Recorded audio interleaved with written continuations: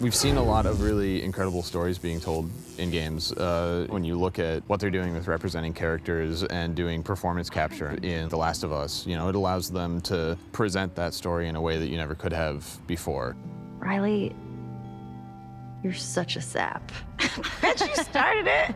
And then on the opposite side of it, you know, like our game, Gone Home, doesn't have any characters in it.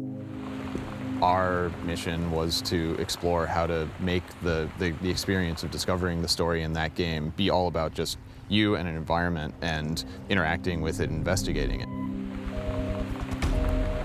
Sam.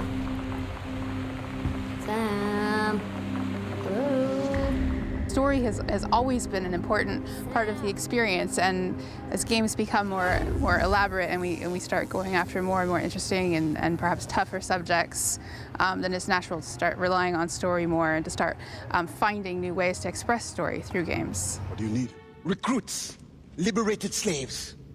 The warriors among them join me. The others grow the community for which we fight. We've been through so long with people kind of going, oh, games have got cinema envy and games just want to kind of ape Hollywood and this kind of stuff. And actually it's flipping around now where, you know, what's going on in games is more interesting than what's going on in equivalent films.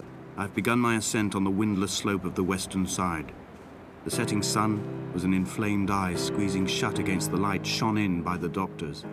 More different kinds of people are making games now, you know, like because of the greater accessibility of the tools and distribution, we're seeing more diversity in game developers as well. And I think that people want to tell their own stories, you know, and they're doing it through games. I'm sort of more interested in people who aren't like me.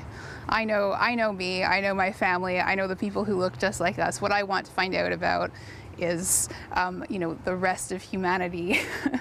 And so I think games are an excellent way to find out about other people, in part because they put you right into the story. Va manger.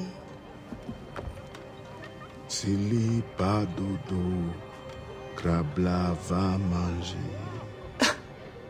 Pas mal. A convincing baritone. Assassin's Creed's a really kind of, you know, a really good example of something that a few years ago, it would be inconceivable that a game on that scale with that kind of franchise behind it would say, do you know what, actually, we want to do a game that's political and is about slavery. And it's kind of inconceivable that you would have like a AAA title having, you know, like Mass Effect, having gay characters in a way that, you know, it's amazing that Gone Home as an independent has had this enormous reach that people have loved it about a gay love story. You've known, right? I've known. I've known since, like, She-Ra.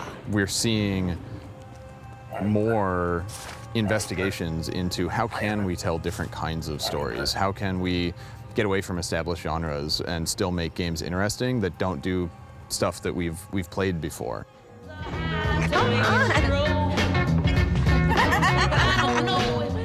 As an industry, we should be proud of what we're producing. That's not unilateral. There are still problems, and there are still games which are, you know, really problematic, both in terms of what they do and the type of content they put out. But increasingly, it feels like there's a counterbalance to that, and that's a huge seismic change for the industry, and we don't celebrate it enough. We really should make more noise about it.